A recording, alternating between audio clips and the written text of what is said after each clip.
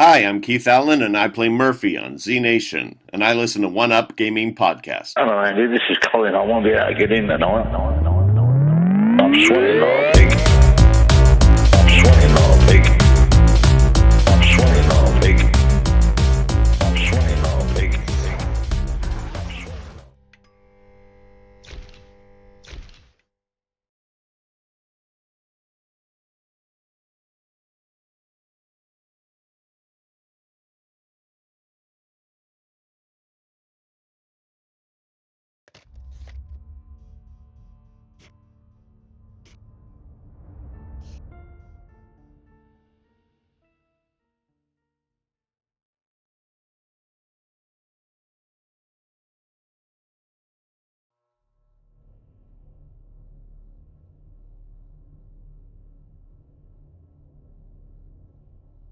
Office of the Medical Examiner, Petesville. Dr. Jack Hampton is speaking. How can I help you? Good evening, this is Kate Brooks. I'm not sure if you remember me. A few weeks ago, we talked about an article I'm working on. It's about your wife. I dropped by last Friday to speak to you, but you weren't working at the time. I asked the security guard to pass on a note for me. I would like us to discuss the topic of... I thought I had made it painfully obvious for the last time. No! Please don't call me again and stop inquiring about my wife. Damn journalists. They don't let me work. God damn it. I'm not in the best frame of mind to record a lecture for my students now. I'm feeling completely broken. Where did I leave my meds this time?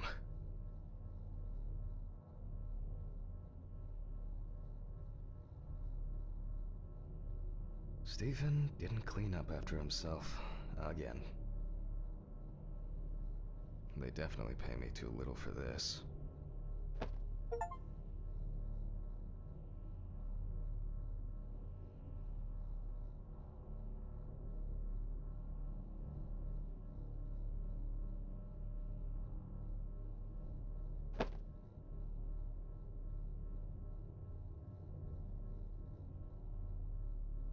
It won't be needed for the next few months.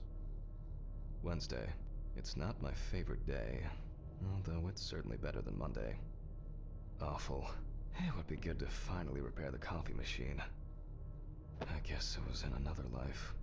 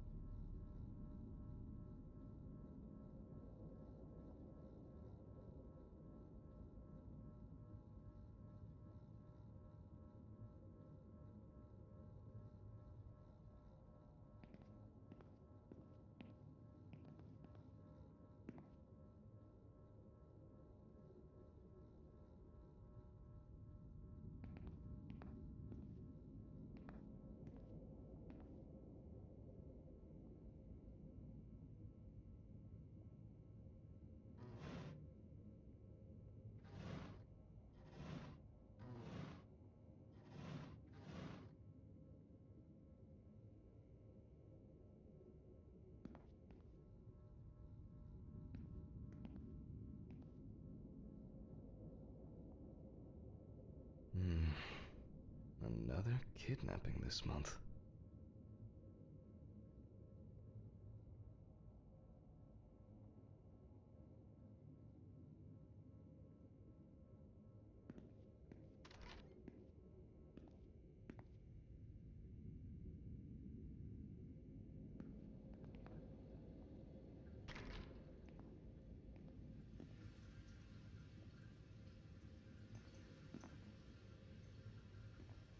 Only useful when I need to clear leaves from the gutters. But why in the bathroom? Okay, time to pull myself together. And get back to work.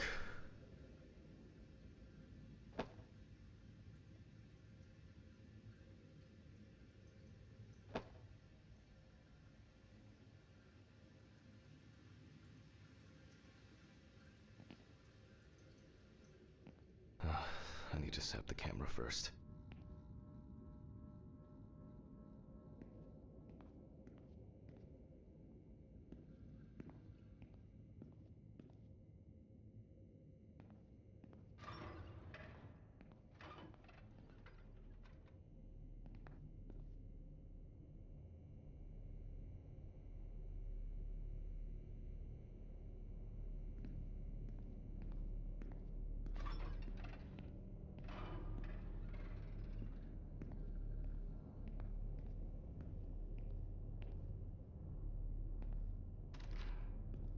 This place is starting to look like a hoarder's dream. Now remember, Jack, don't forget to hit the record button this time.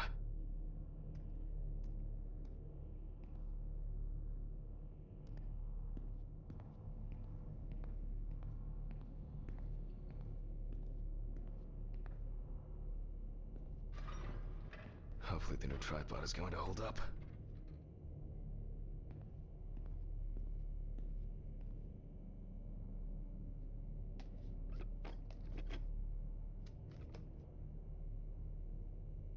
Now, I just have to get everything in frame.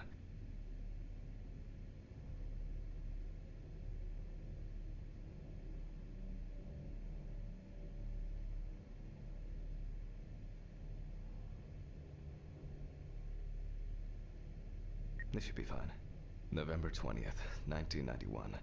Time, 8:43 p.m. Recording for medical students from the University of Missouri. This autopsy is conducted by Jack Hanman. Hello, everyone. Welcome to the autopsy room. Today, you will have the dubious pleasure of following a full autopsy, step by step. For those of you who have already performed your first autopsy, this will refresh your basic knowledge. In turn, for those whose knowledge is only theoretical, I advise not to watch this after a meal.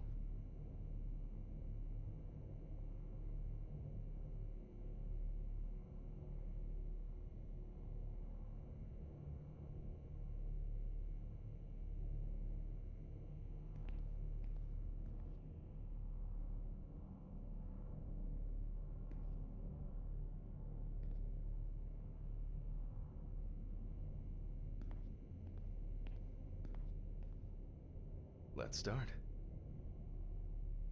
Always wear an apron, mask, and gloves. Goggles are a must when the job is splashy. And in case of sharp accidents, it's worth having disinfectants at hand. It's true that you won't get ptomaine poisoning straight away, but if your liver or kidney aren't doing well, you may end up with diarrhea. The cadaver is placed on its back on the autopsy table. The pathologist stands on the right of the deceased. Make sure that all the necessary tools are always at hand so that you don't have to run around looking for something, like I do all the time. In the process of revealing and securing forensic evidence, it is difficult not to interfere with the original condition of the deceased. Written and photographic documentation plays a vital role throughout the entire examination process. During your research, be patient, inquisitive, but above all, attentive to detail. Many entries are visible at first glance, but sometimes they can be cover for more interesting stories. And lastly, remember that nothing teaches you self-narration like working with the dead. So get used to that fact soon. Everyone will think you're talking to yourself.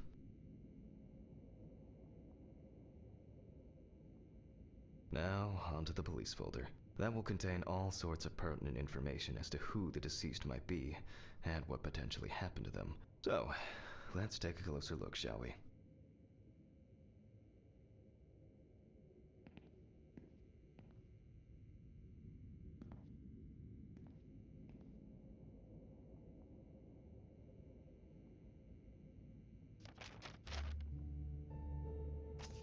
The deceased was found on the outskirts of a parking lot at a gas station, where he often begged and persistently offered drivers to wash their car windows.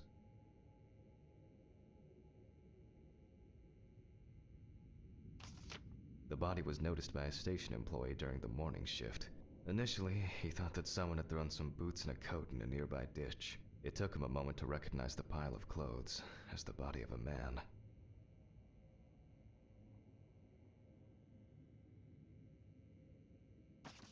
The deceased's name is Tobias Chambers, locally known as Old Toby. Homeless and unemployed for at least a couple of years.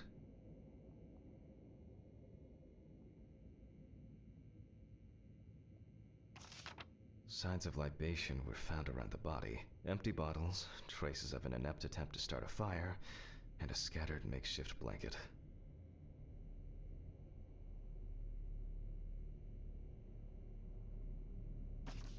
He worked most of his life at the local port dealing with unloaded cargo.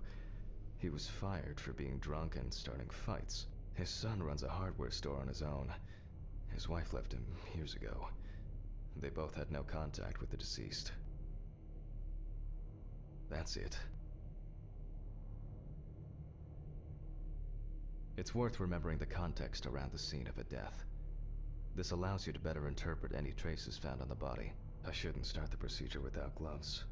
Scalpel, scissors, syringe, magnifying glass, knife. Now it's our turn to take some pictures for our files. If I can just remember where I left the camera.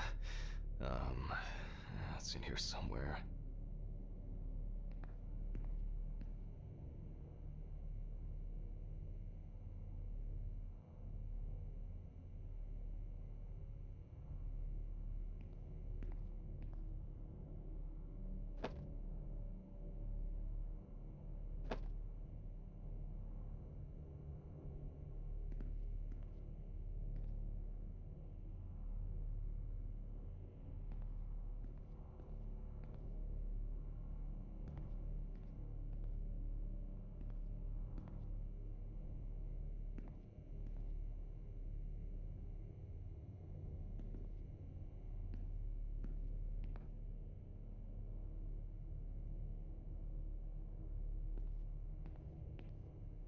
Aha! There you are. I knew it was here somewhere. As I mentioned at the beginning, before we begin the internal examination, we need to document the cadaver and the condition it arrived in. We begin with a full body photo. Try and stick to the top-down rule, but this is not always possible. Let's keep in mind it's all about the legibility, not the perfect frame.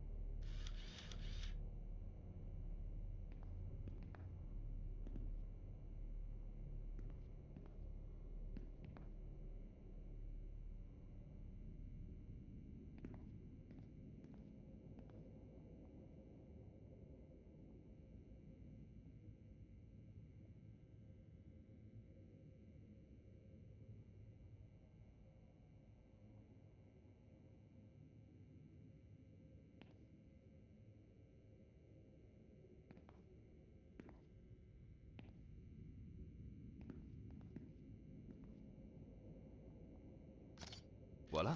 Now we move on to the next step, looking for traces. Take your time. Look at the corpse from different sides, from different angles, up close, and from a distance. You're looking for anything out of the ordinary.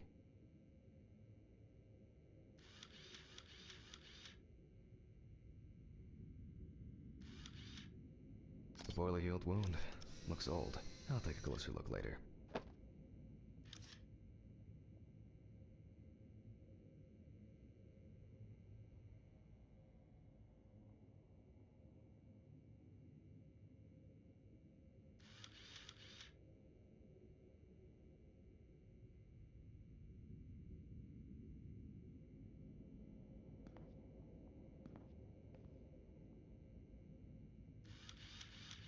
Some wounds in the feet and signs of frostbite, probably because the subject's shoes were too small.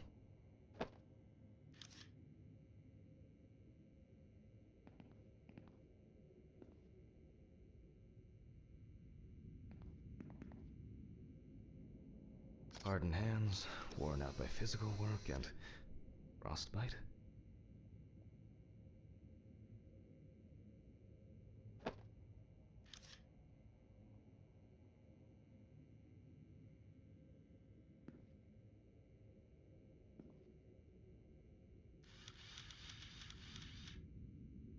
That's something interesting.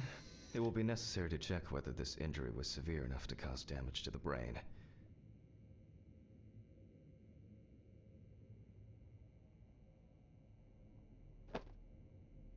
In a moment, we will check which of our initial observations will be worthy of further consideration.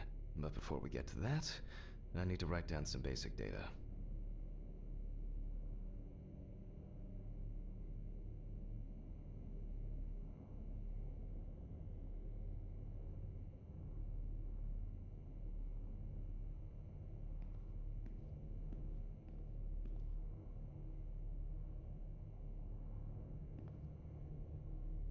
It's been a while since the eye wash in this thing was changed. It's probably a health hazard now. Some of my previous cases, a reminder of more prosperous times.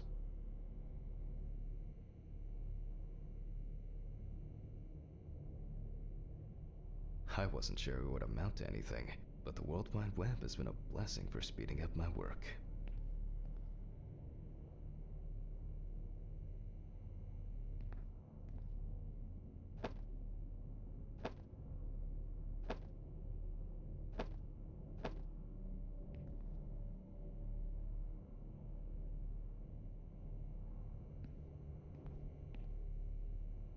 Scalpel, scissors, syringe, magnifying glass, knife.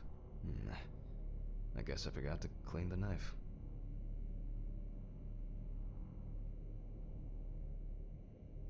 Scalpel, scissors, syringe, magnifying glass, knife. I guess I forgot to clean the knife. Personal information. The deceased was unclothed. Date. Okay. As you can see, I note everything down on previously prepared forms. Every pathologist must keep a detailed record of every step of the autopsy. This not only allows you to track the procedure, but also collates the results together, upon which you may back up your conclusions. So, enough of the boring prep. Let's begin by taking a closer look at the spots I photographed earlier. For this, you're going to need a magnifying glass.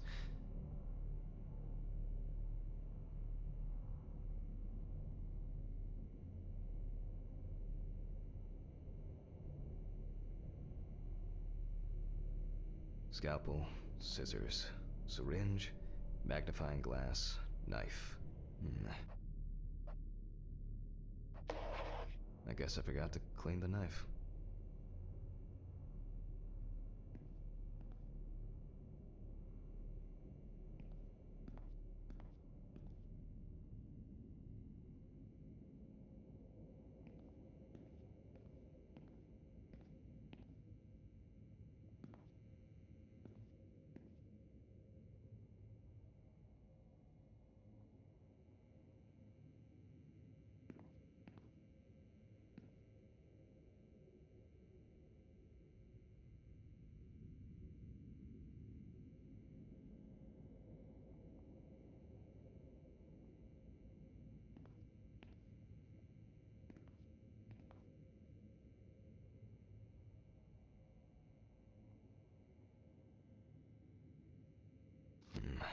Which spot first? I can confirm the presence of ecchymosis on the deceased man's head. The appearance indicates the intravital nature of the wound. Add alcohol, which I can clearly smell, and this was an accident just waiting to happen.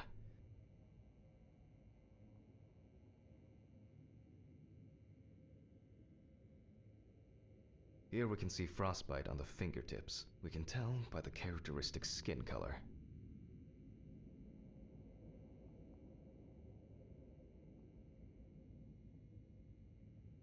It looks like a burn mark. No doubt painful, but it's not pertinent for this case.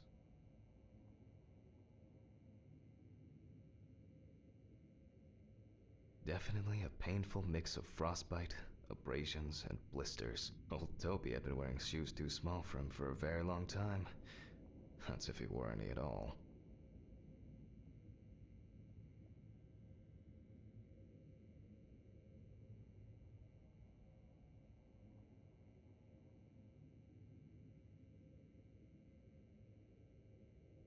So far, there are a lot of superficial wounds, but only one serious injury to the head.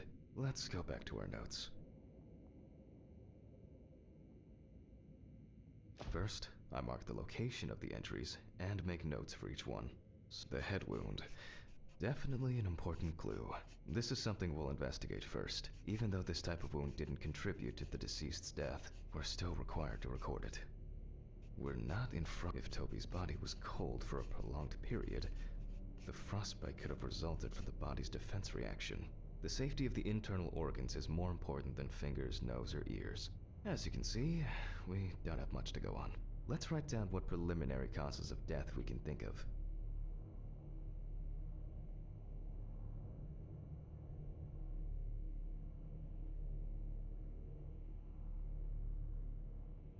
Various types of accidents are a common cause of death among the homeless and the elderly. Perhaps old Toby slipped and accidentally hit his head. Considering the conditions in which he slept, his body may have become hypothermic. The nights have been particularly nasty lately. We will check if there are any signs of freezing internally.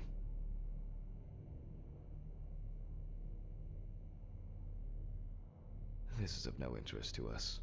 Since the deceased clearly smelled of alcohol, I'll add alcohol poisoning to our list.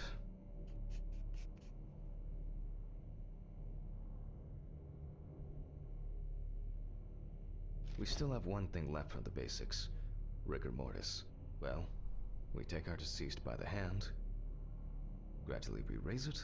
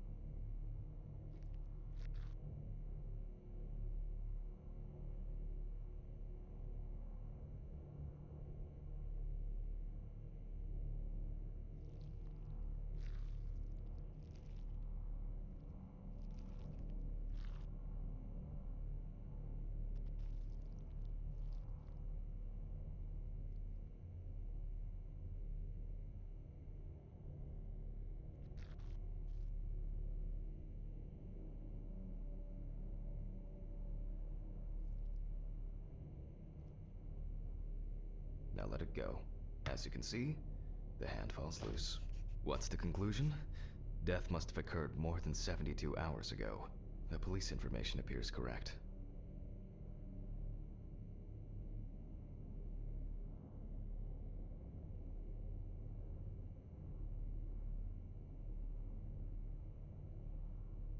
Head trauma seems the most promising, so we'll start there. For this, I need an oscillating saw.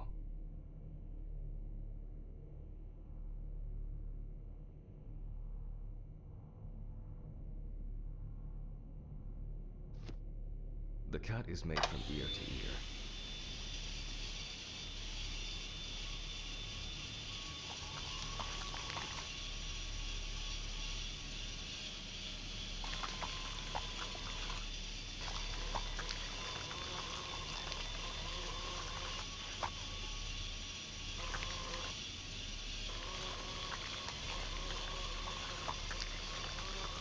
After which, we remove the skin and the top of the skull. After the basic examination, we can see that the brain's cerebral gyri in both hemispheres are symmetric. The brain looks good. Let's take a cross-section. Some pathologists prefer to examine organs without removing them. However, for me, it's much more convenient to examine them on a board, which we'll do now.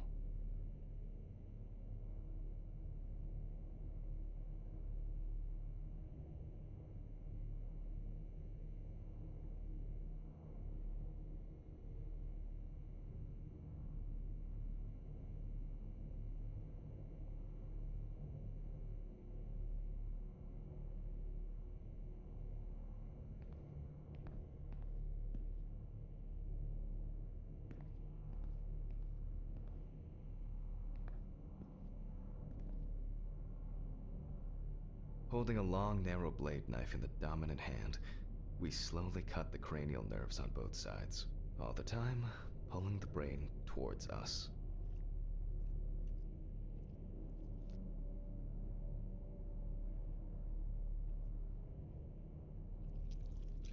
So far, so good. The hematoma seems to have had no effect on the brain.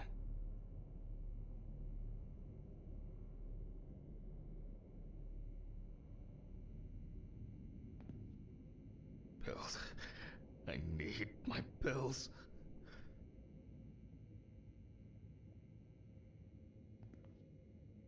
Ugh, my head. Oh, I can't think straight. Pills. Where are my pills?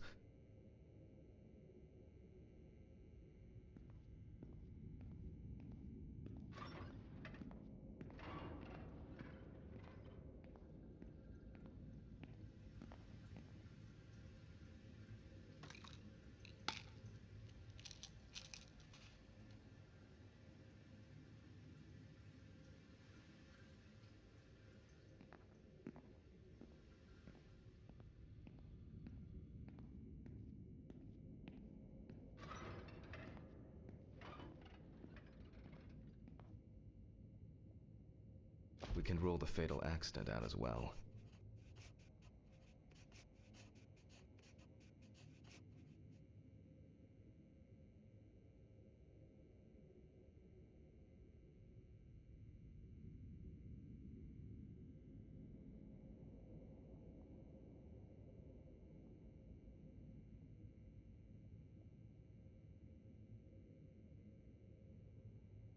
Brain is in good condition, so we have no choice but to proceed to the internal examination of the other organs. I grab a scalpel from my kit. The incision should be in the shape of a letter Y. We use a deep cut to reach all the way to the ribs and to penetrate the abdominal wall.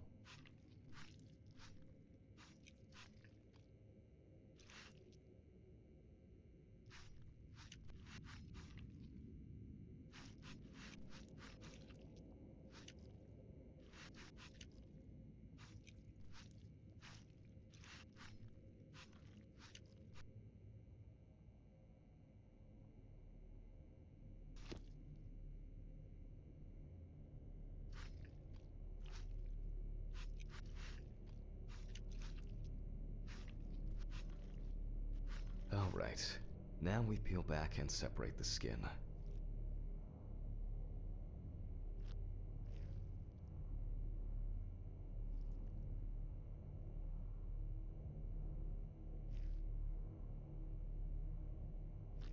Now, we need to remove the ribs. We'll need the loppers for this.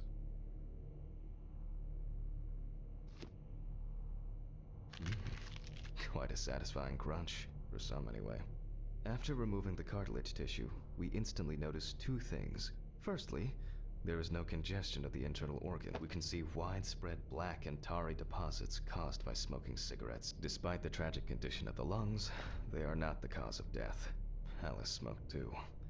It didn't kill her, but... what was I talking about? Lungs. Yes. Advanced inflammation.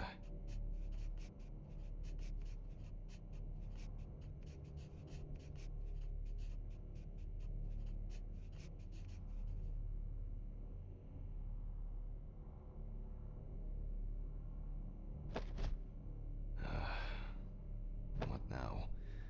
The syringe. Now's a good time to collect some samples.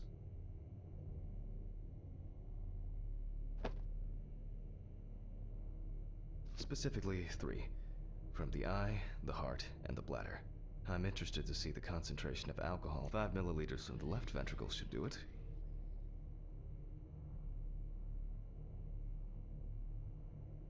Vitreous humor analysis is very useful in indicating long-term alcohol abuse. Left on the bladder, we draw about 10 milliliters of fluid. Now we take our samples to the centrifuge. But before I do that, I need to find my notebook. My dyscalculia means that I always double-check the settings. Please excuse me while I run and fetch it.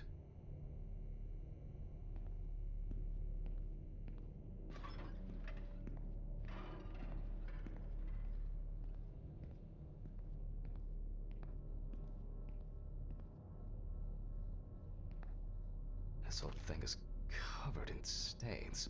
I should check this out under the microscope sometime.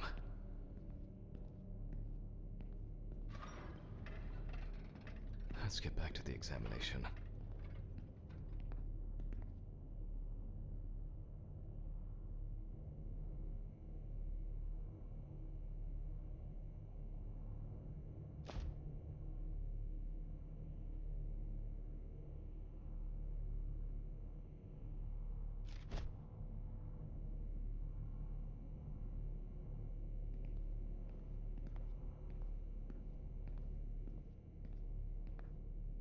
We put all of the samples into the rotor.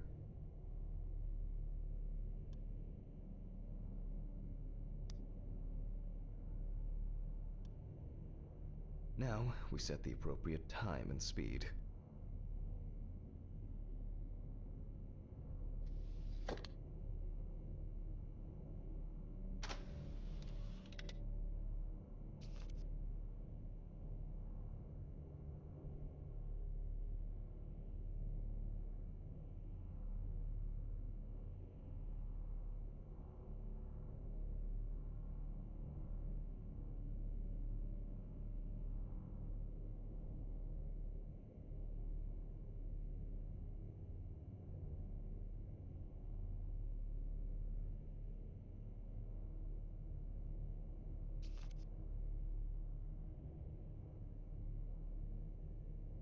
Okay, let's roll.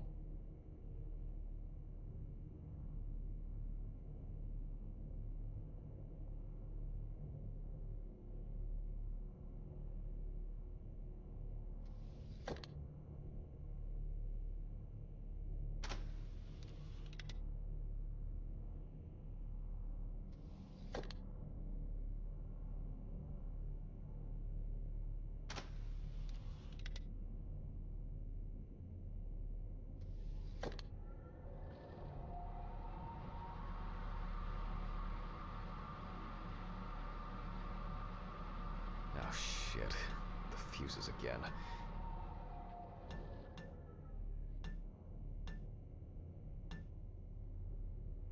My old but trusted centrifuge.